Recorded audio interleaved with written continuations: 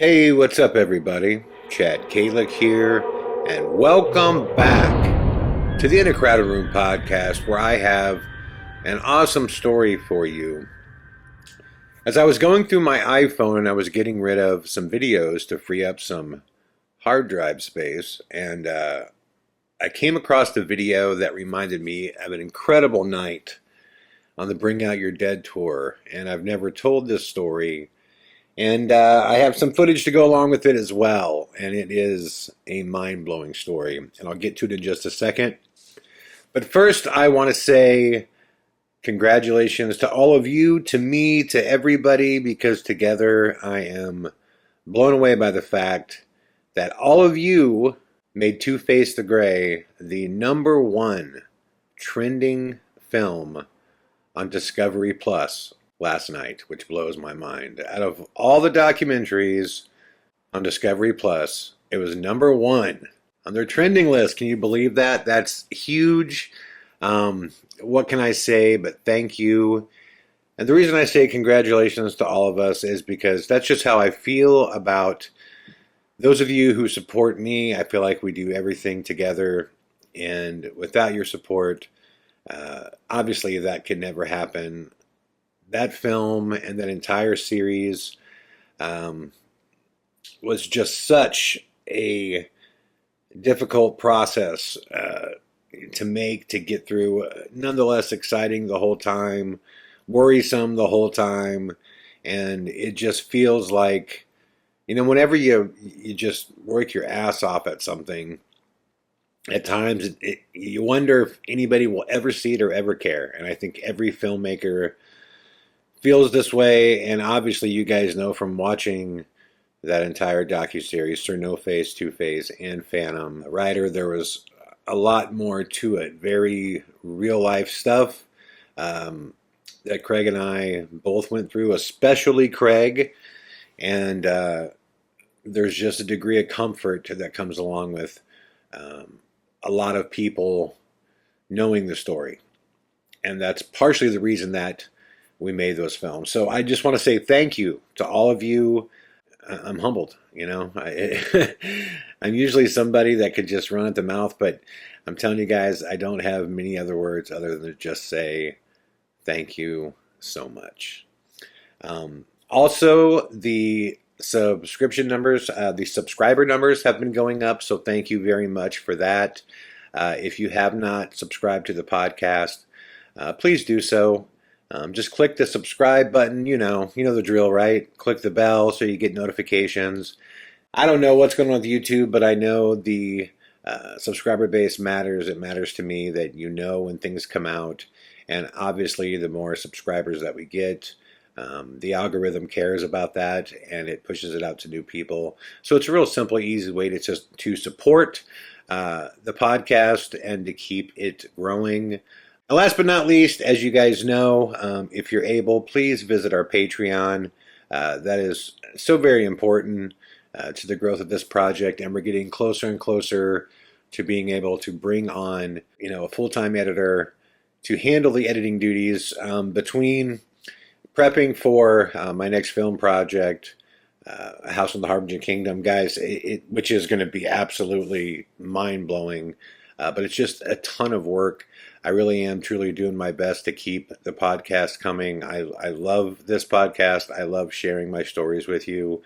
And like I said, the best way to get to a place where we can consistently crank out my goal, which we have not reached it yet, to do a consistent 6 podcasts a week, every night at the same time at 6 p.m., that is my goal, and I know we will get there with your support. So if you can, feel free to swing by Patreon. There's nothing but good stuff there, unreleased movies, videos, photos, stories, music, just all kinds of fun stuff. So swing by. The link is in the description box below. Having said that, let's get to the story that I wanted to share with you. And I get a lot of requests for ghost stories. And I love sharing them, but I don't want this to be a podcast that is just about ghost stories, just because I have a lot of things that I want to talk about. And, you never want to kind of pigeonhole yourself. But having said that, I do love sharing the ghost stories, and I try to keep up a healthy amount of them as we move forward. And this is a pretty awesome one that actually put a smile on my face because it was an awesome night. Quite fascinating, as you will see. Anyways, it goes like this. We're on tour, and we had just left Charlotte. This was a very early tour, way back in 2015. It was I think it was the first tour that we did with an actual big tour bus.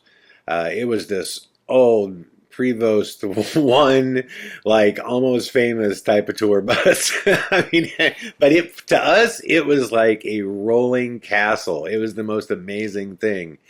And back then, it was cool because we were seeing that the fan base was growing. And the way you see that grow is when we first started out doing tours, you get some nights you'd get 20 people, some nights you would get 100 people, and on a really great night you'd get like 150, maybe 200. But it was it was I don't want to say hit and miss because it's all building, right? And you're just never going to have, when you start, you're just never going to have a massive fan base that blankets the U.S. If you can get to a place where you can consistently draw like 200 people a night in most major cities in America, there's many successful bands that will tell you that is an accomplishment. Touring's just hard, and we had a show in Charlotte that it was our first time ever being in Charlotte. And it was a pretty small turnout, but it was so fun. It's weird how that works. Sometimes some of the funnest shows that are the most memorable are the shows where there's 20 people. I remember we did a show in Florida at the last second. The first time we had, and this is probably back in 2014. Like, yeah, it was early on, and it was at St. Augustine.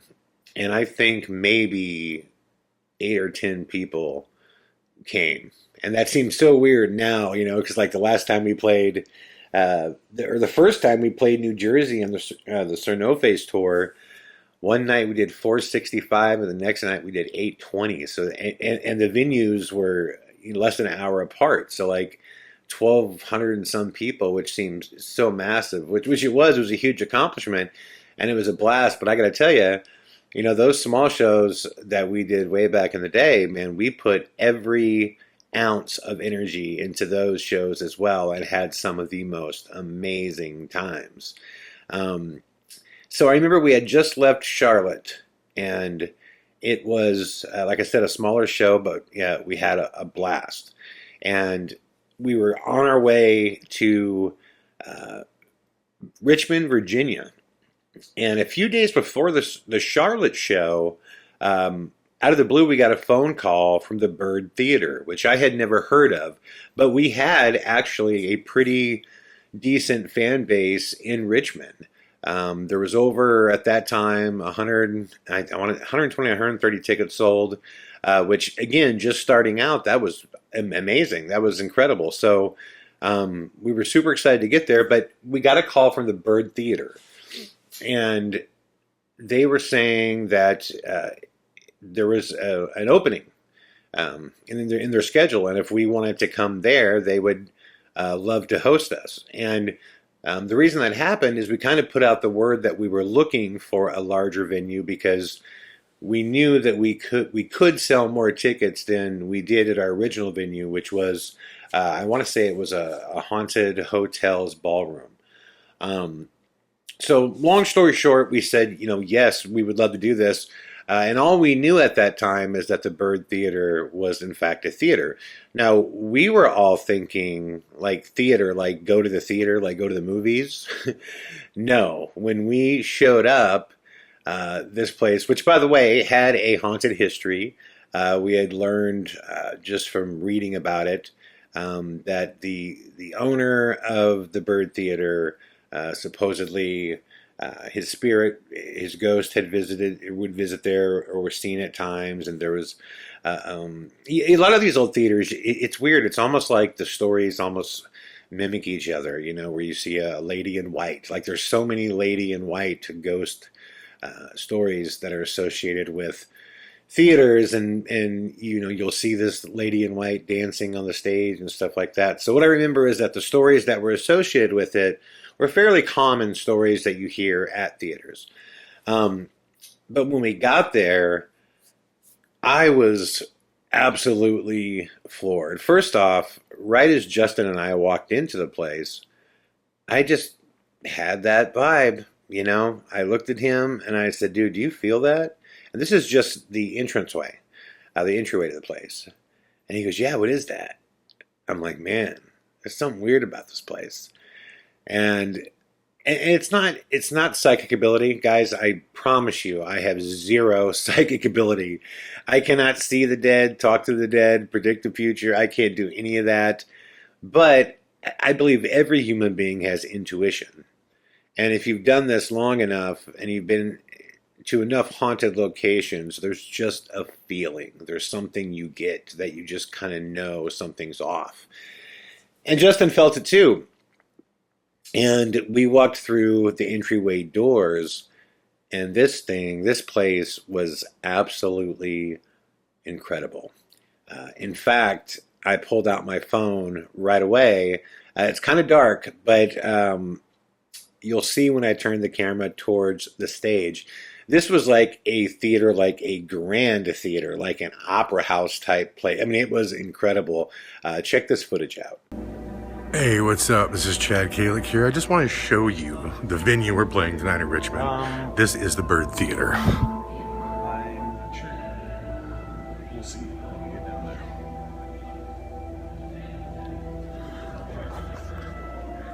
there. Yeah. Unreal. So yeah, needless to say, I was incredibly excited, but I was also worried because it was way too big for what we were doing at that time, which the house manager was an incredible guy and he was totally cool. I mean, they just wanted to host us, which was, it was a blessing. It was really cool. And I just said to him, I said, "Well, just so you know, man, I mean, we can't even begin to fill this place." I mean, it probably held 3,000 or 4,000 people, I mean, it was really, really large. And maybe it was less than that, but you guys just saw the footage of it. It was incredible. And everything was immaculate, but it had that vibe. And weird things started happening right away. But before I get to the show starting, we had a scheduled a VIP ghost hunting event after the presentation, okay? And when it comes to the VIP ghost hunting events, I'm always 50-50 on them just because, look, the paranormal is not on call. You just can't make things happen. And, we most definitely are not a group that will fake things or kind of like nudge things in that direction of things, maybe it's haunted. Like, our natural response to anything that happens is usually we think it can be figured out pretty easily. Typically it is. And that's just how, we roll. None of us are actors. We don't fake things and we don't try to sell people on possibilities that aren't real.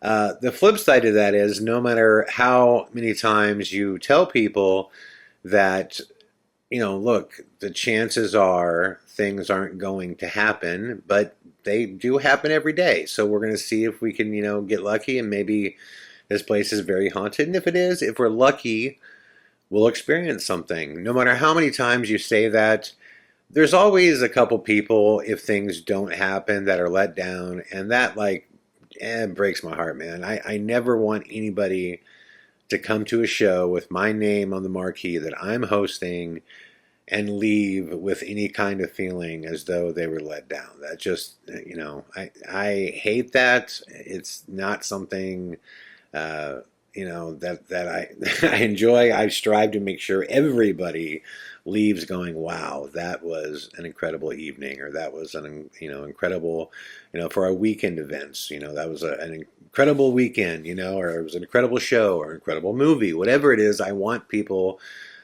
to feel like they got their money's worth, and they learned something, and they were inspired, and just when you do the ghost hunts, sometimes people are let down. But I did have that feeling that this may be different. This may be different because it just has such an incredibly strong, you know, I guess, spooky vibe to it. And I felt it the whole time. So the show starts and I'm doing my evidence presentation. And what's really unique is from where I'm standing, there's this massive spotlight that they're shooting down on me. Because like I said, the place is huge and it's old school, like 1920s, big poof spotlight that is blinding. I can barely see people who are sitting in the front row because it's just so blinding. And I'm standing on the ground. I just prefer to be close to people when I'm talking to them. And the screen is, behind me, elevated on the stage. But in the middle of the stage, there's this organ. And the top part of it is above the stage. But then it's like this, it's built into the ground where it's almost like a floor below the stage that you can see. And it's so they could, come in. There's a storage area down there. And it's almost like that's how they work on this organ too. It's a really old organ. I don't know why it was there or what was going on. But at one point in the presentation, there's a clip that I kind of need to be close to the screen so I could direct people as to what's happening with this piece of evidence. So I hop up on the stage, and as I'm talking to people, I look down and I see somebody like down below me. And at first I thought it was a person that worked there, that was either working on something or storing something. It had to be. And when I saw him, I didn't expect it, and I just jumped out of my skin, like in front of everybody. and it just totally freaked me out. And I was, literally, I just didn't know what to say. I was like, Jesus, there's a guy down here. And because I jumped, I had to explain to everybody. I said, oh, sorry, I just saw this guy down there. And I was talking to everybody about it. And I turned around, I walked back, and he was gone.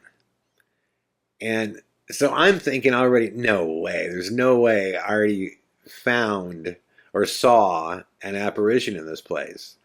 And the manager was there too, and I said to him, this is the middle of the show, and I said to him, hey man, was there a guy down here? I saw a guy. Was there a guy supposed to be down here?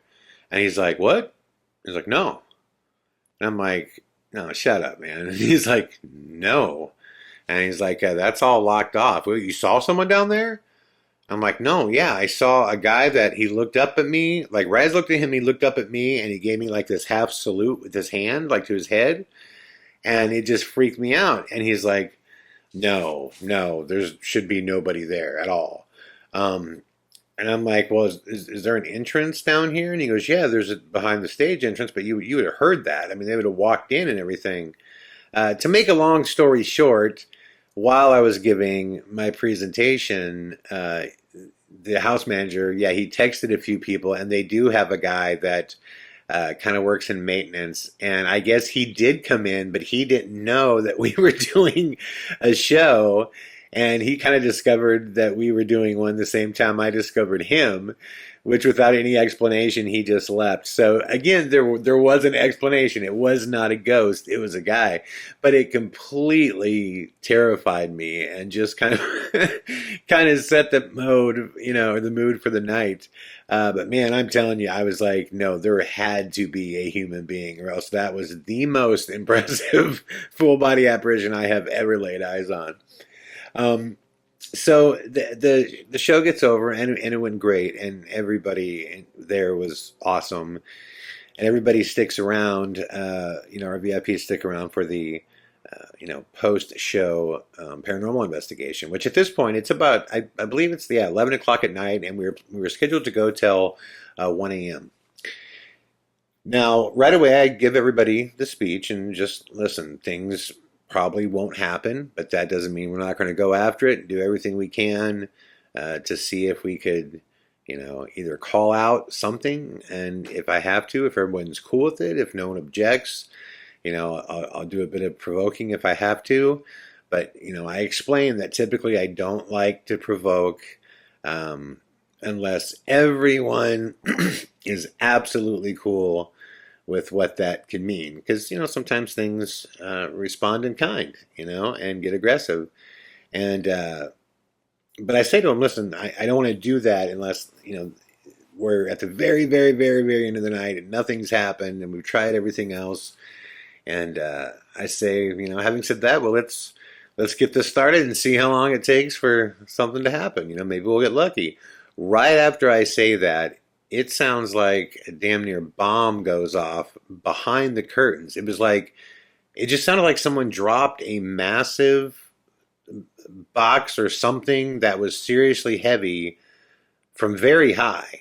And it hit the stage and rattled it. Everybody jumped. I looked at the manager. He looked at me like, I don't know what that is. And I start walking towards the side entrance to what would be the backstage area. And as I'm approaching it, there's just this rumbling, like things are being thrown around back there. And it stops right as I open the curtain to go back there. We all go back there. There's like 18 of us. And there's not a thing out of place. Not one thing. This is, again, all of us experience this. Again, the house manager says, I don't know what that was. Like, I don't know. That was insane. And I'm like, come on, man. Come on. You never heard that before. You don't know what that is. And he's like, no, I don't. Now, what's really interesting is before the show started, I was talking, to the manager, and he said that a gentleman named Bill, who was the house projectionist, he ran the projector plus the entire sound system, and he did it for 22 years. He had passed away only days ago, before we arrived, like days before we arrived.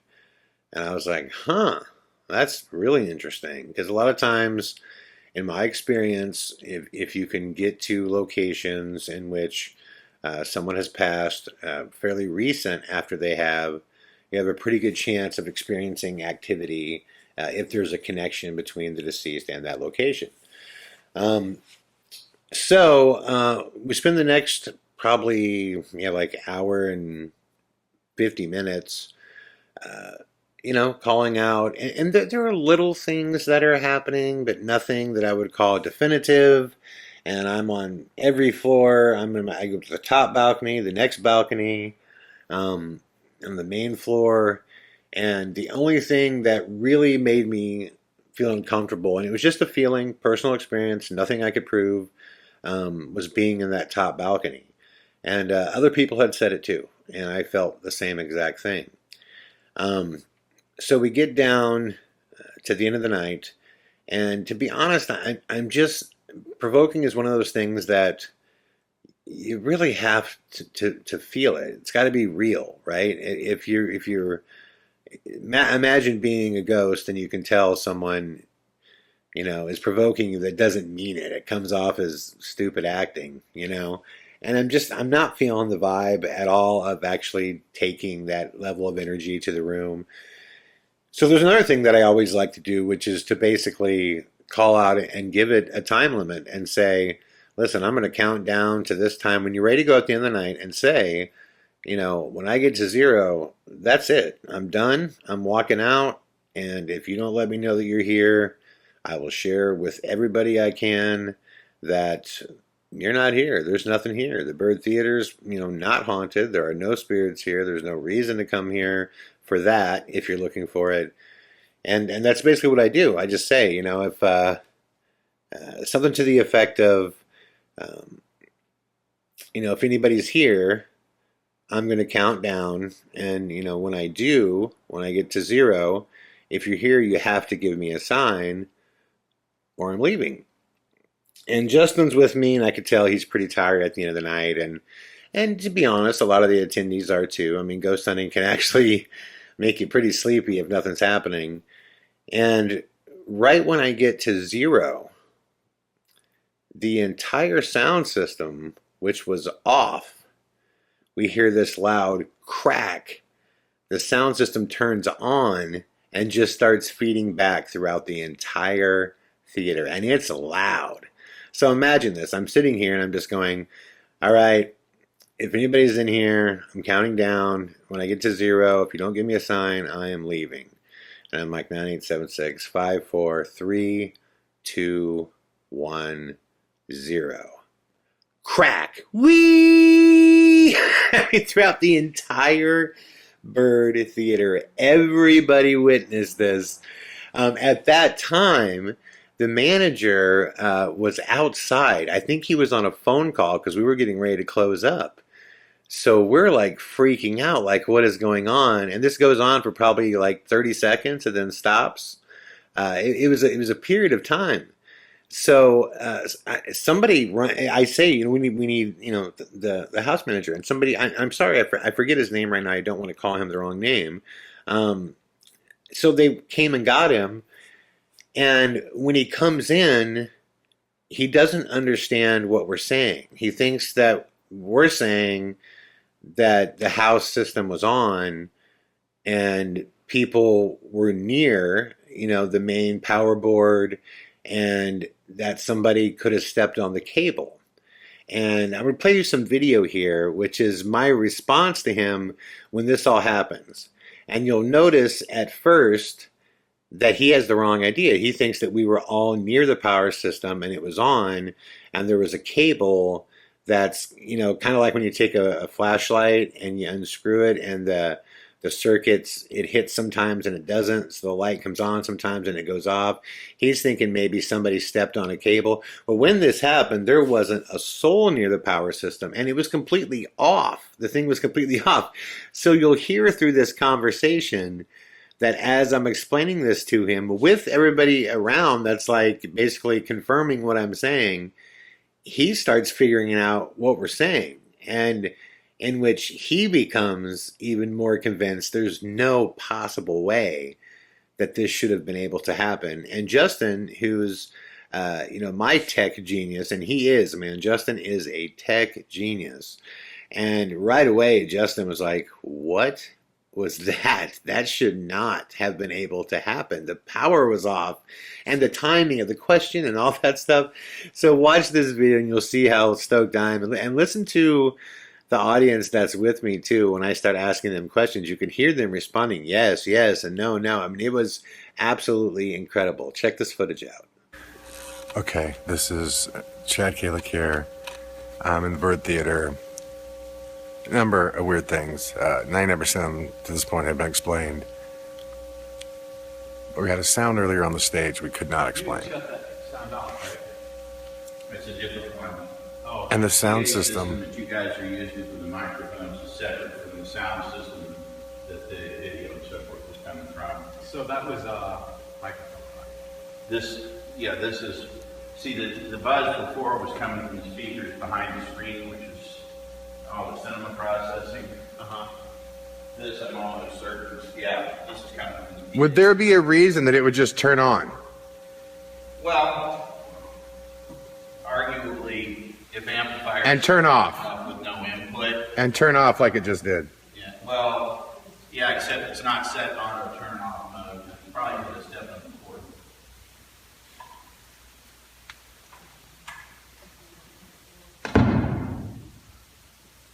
That's what it did. It did that and started ringing. Oh, was somebody moving around down here? No, absolutely not. Okay.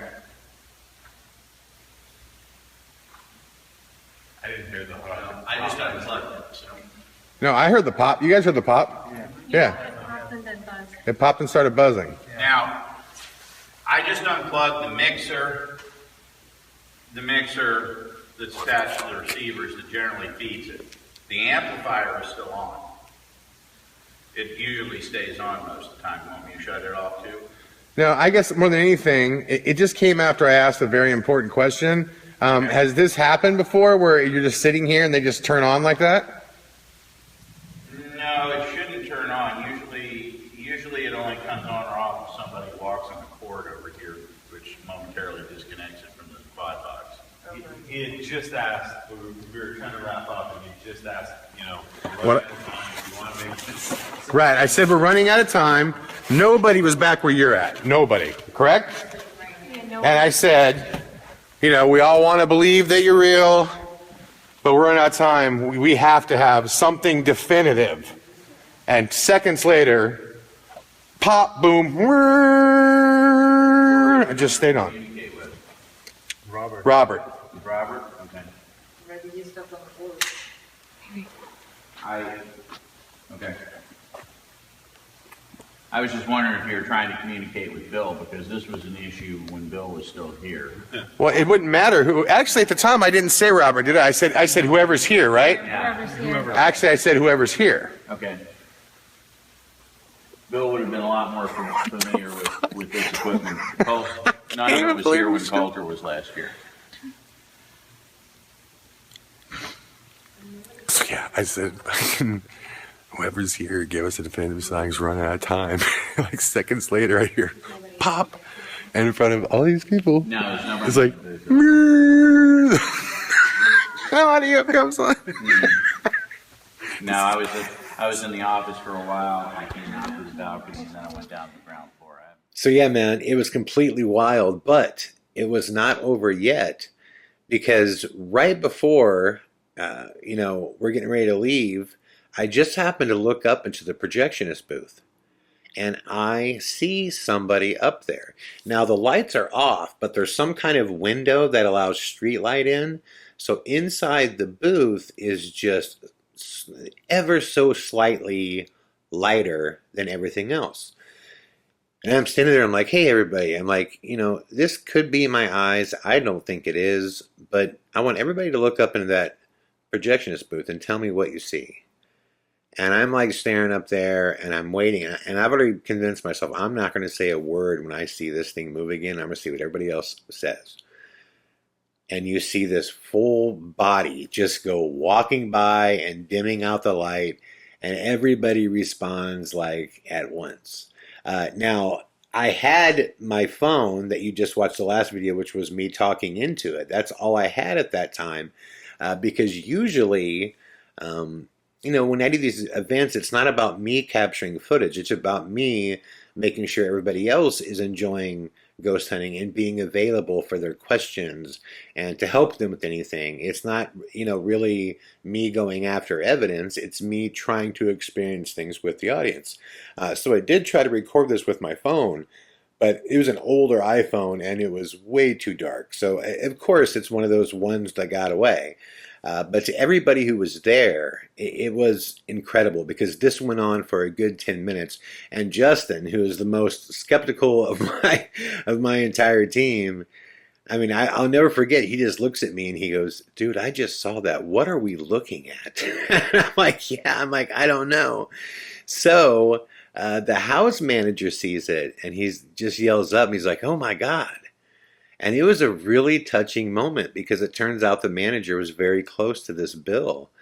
And he's like, Bill, is that you, my friend? And he's like, I'm going to go up there, guys. And I had said, do you want any company or anything? And he goes, no, the door should be locked anyways. I got the key. It's fine. He was like, if that's Bill, it's fine.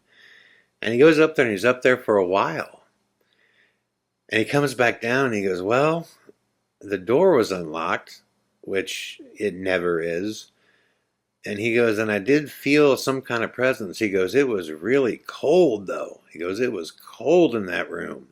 And this was a summer show. This was a summer tour. I'm like, what do you mean it was cold? And he goes, it was cold up there. And I said to him, I said, man, I think old man Bill might still be your projectionist.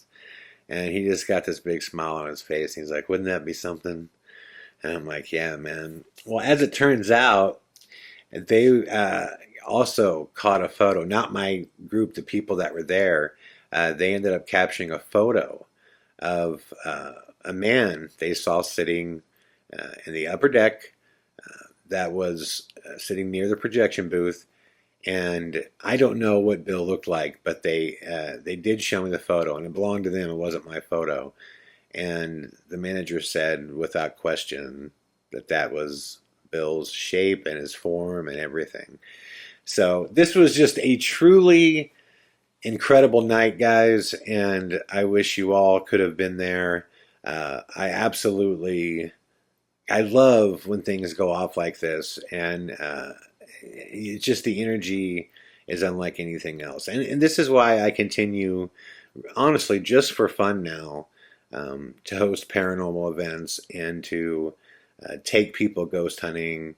And, I hope if you guys get the chance to ever come out to one of our shows when we have a ghost hunt, I hope you take part in it. So I hope you guys enjoyed this story of this incredible night. And I promise to share more ghost tales with you guys in the future.